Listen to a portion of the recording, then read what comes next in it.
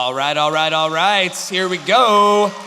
Thank you guys so much for being here. On the far seat is my brother Luke, and then our friend Steve Carter. They are both awesome pastors. Why don't you guys tell them where you pastor and a little bit about yourself? I am Luke. I'm Landon's older brother. I pastor a new church in the suburbs of Chicago. And yes. Go Bears. Well, it's not quite as good as when the guy said he was black last night, but I did get one. Yeah. And I'm Landon's older brother, and we're really happy to be here.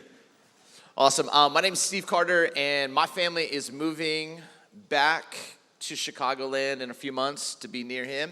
But we've been living in the desert for the last 3 years, and yeah, it's kind of us. So I know that at conferences like this, people get ministered to by the Lord. You guys get ministered to by the Lord. And what happens sometimes is people walk away from this. Some of you guys will walk away from this being like, oh my gosh, is God calling me into ministry?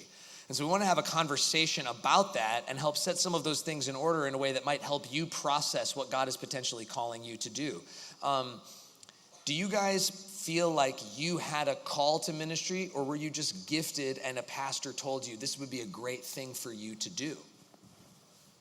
Yeah, it was a little bit of both. I didn't grow up in a Christian home, and my kind of faith story was in 7th grade. I looked up to 2 juniors in high school. Their names were Dominic and Nathan, but they went by the name Dominate, which is just awesome. And I just remember this junior in high school, Dominic, coming up to me and saying, "Hey, Carter, you want to learn how to dominate life?" And for like the next 6 months, they took me to In-N-Out and just discipled me. And I got baptized, and I remember him saying, "You got to go after your parents now." And I was like, "What? No, you go after them." He's like, "No, you got to go reach your parents." So my senior year of high school, got to baptize my mom. My sophomore year of college, I got to baptize my dad. And yeah, thanks. And, wow. But I was playing basketball. I was playing at Cal State Fullerton. Playing is not the right word. I sat the bench, but I got free shoes. But I had people telling me to go into ministry. I just didn't think that was for me. And I didn't see it. And so I think it took mentors who I actually trusted that they saw me more as God saw me than as I actually saw me. And I trusted their voice when they said, "This is what we think you were created to do." Yeah, I think on the one side, God wants every person who can hear my voice right now to minister to the people around them. There's no way that a person holding a microphone on the stage can have as much influence in your friends, your little circle, the people you're texting right now because you're bored while I'm talking, than you can have. And so God, just like the story that he just told, God wants every person here to bring the good news of Jesus to the people around them. And for some people, they may end up doing that like as a vocation or as a job. They might do it part-time. That's something that you have to discern, but we got to get away from this idea that there's like this special group of people who they're like the real ministers, and then everybody else is somehow like, on the JV team, sitting the bench with the free shoes. Absolutely, and what happens is people compare it to the call of Paul in the Bible, where he was blinded and Jesus speaks directly to him and says, "Go to this place." Is that going to happen for some people here? How do people know when they get into high school, they're deciding whether they want to go to a vocational Bible school and say, "I'm going to be a pastorate for my job"? How do people assess things like that? What are some ways to assess that? Well, I think that God doesn't call anyone full-time to do anything that they aren't already doing in their free time. And so many people want to have a microphone or want to have a stage, and I would focus a lot more on having something to say. And I don't know, anybody in here, like, let's say, does anybody in here play basketball by chance? All right, cool. Yeah, I saw a few of you dominating out on the court last night. There's like no way that you're going to be on the team at your school unless you love to shoot in the driveway. And so some people, God is going to call you to go further, to maybe go to school, to go further than you might think. But the way that that's going to happen is that your life is exhibiting all of these qualities and experiences all along the way. It's so good, man. And I think what's also true is we often spend so much time talking about Paul, but the guy who actually went to see Paul was a guy by the name of Ananias. He's not mentioned very much in the scriptures, but to your point, it says when it does talk about him, is that he was devout. He was a disciple. People thought highly of him. But when God whispered, he said yes. That for me has been the most inspiring thing. Is there's so many times people are like, man, I wish there were more Pauls in our world today. You don't get a Paul unless an Ananias shows up. You don't get a new like preacher unless one of us actually, when we hear God, says yes in our actual everyday life. And you keep doing that over time, saying yes to God's promptings, yes to God's whispers. Your life story might lead to the marketplace. It might lead to a stage with a mic in hand and Bible in hand, but it will be because you said yes when God whispered. Wow. What do you wish you knew when you started ministry that you know now? What's something, you guys have both been in ministry for 20 or more years. What's something that you've learned during those 20 years that if you could talk to yourself when you were 18, you would say, hey, here's a thing I've learned that I want you to know? If you want to serve God, people are going to misunderstand and people are going to mistreat you.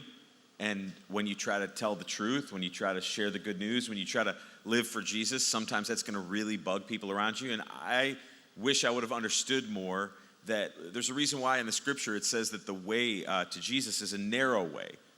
And few people find it, and there's a broad road that leads to destruction. And the truth of it is, if you want to please God, you are going to sometimes frustrate or disappoint people, and that is difficult, and it's okay.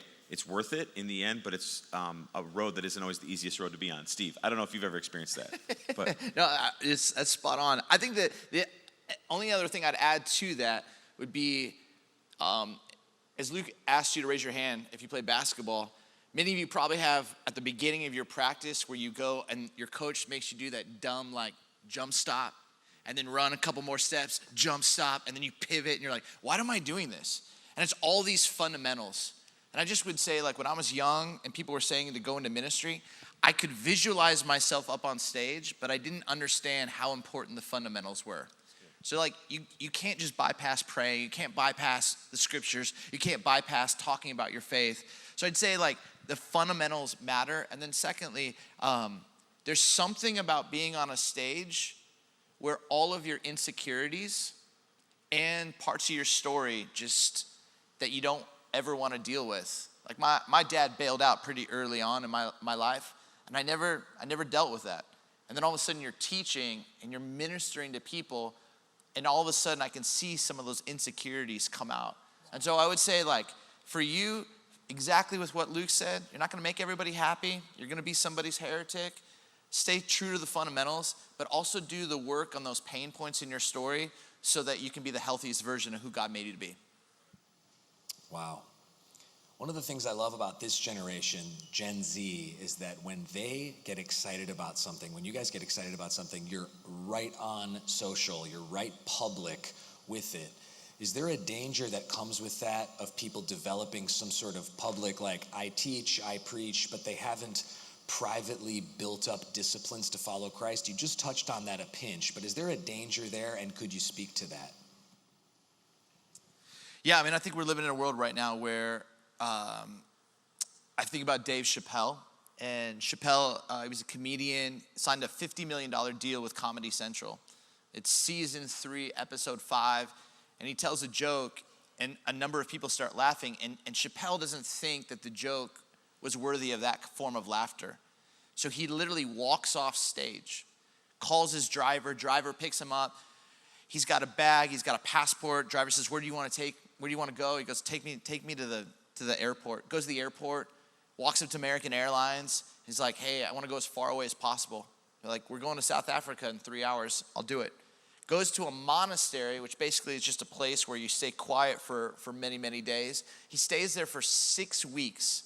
Everyone thinks he's like an addict. People think he's lost his mind. And like every other celebrity who wants to like rehab their career, he finds himself 6 months later on the stage with Oprah. And Oprah begins to kind of look into his eyes and simply says, like, why'd you do it, Dave? Why'd you bail? Why'd you walk?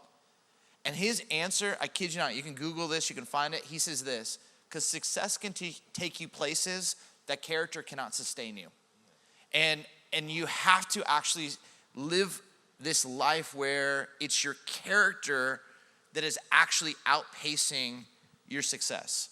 And I think in our culture today, we don't ever get to see the work that's being done to build our character. But we see the work that's being done to platform or to build our TikTok or to get famous on Instagram or whatever we call it to be. It is so easy, more easier than ever before for our success to outpace our character. So what are the principles and practices for our character to lead the way? Yeah, let me just take it right there and build on that. We all want to be successful, right? We want to do well. We want our lives to count. We want our lives to matter in whatever way we think about that. And the temptation is to think that the way that the world measures that and the way that God measures that are the same thing, and they're not. There's a guy in the Bible, Jeremiah. He was a preacher like us and like some of the guys that you'll see here. And he preached his whole life and never really saw one person like walk an aisle, respond, say, yeah, that's a great sermon, thank you. Everybody hated him the whole time he was talking, and God was thrilled and pleased with what he was doing. And what's so difficult about the click, the like, the, you're so cute culture, that whole thing. Hey guys, I just want to pop on here for a second. That whole world that we live in on social is that it masks what actually matters to God inside all of this stuff that really doesn't. And so, yeah, step forward. Tell your friends about Jesus. If you want to make a TikTok about the Bible or whatever, do it. Just know that how many people click like isn't necessarily the same as if God is pleased or not. It's really interesting because you can become in this day a personality and actually lose the person that you are. Have you ever seen this? Like when you know the person well enough, and then they're going live on Instagram or they got this TikTok video, and you're like, dude, I know you. That's not how you talk.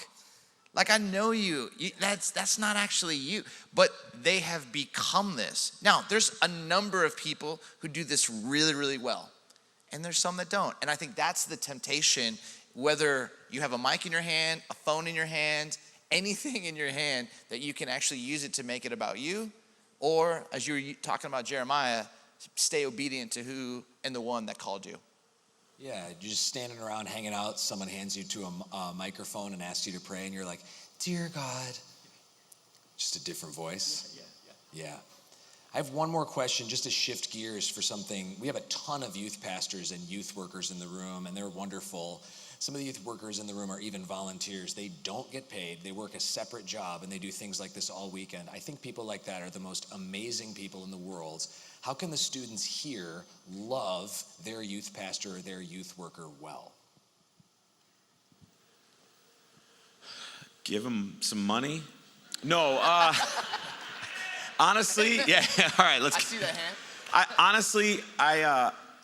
I think that when you're young, it's hard to realize how much looking someone in the eye and telling you thanks, saying thanks, this was fantastic, I really appreciate you being here, that goes a really long way. We never outgrow being thanked, and I think that it wouldn't kill you also to just like make it a little easy on them and show up on time and get in the van and not like disappear.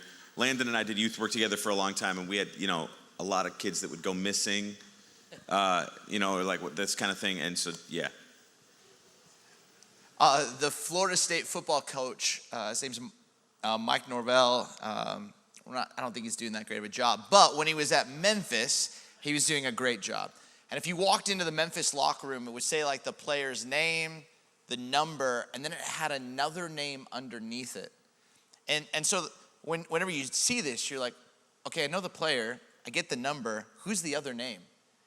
And the culture of Memphis was you had to say who gave and sacrificed to help you get here. And it's really hard, I think, in real time to actually see that. Like someone sacrificed, whether to pay, to drive, to chaperone, to ask you the hard questions. Someone is paving the way for you. Dominic did that for me, Dominic and Nathan. I can look at my youth pastor, Hal. He poured into me and I didn't even get it. And I just say exactly as Luke said, the sooner that you could realize that those people who aren't being paid, who are giving up a weekend, and we're talking Valentine's Day weekend and Super Bowl weekend, to be here because they actually believe in you. If there's just a moment today, this week, next time you see them, just to look them in and not like, hey, you did a really good job leading our group, because we're really good at giving performance feedback, but to speak to, hey, I see something in you that I want to be more like. Your humility or your humor or your faith, just that's done something in me. The more that you learn to do that, it's preparing you also when you enter into the workforce, preparing you for college. It prepares you to actually talk to older, wiser people, to learn from them and actually receive from them. But that's what I would say, similar to what Luke said. Well, in a second, we're going to have you guys turn your attention to the screen to see our next speaker that's going to come out. But before we do that, can you thank Steve and my brother Luke for being with us here today?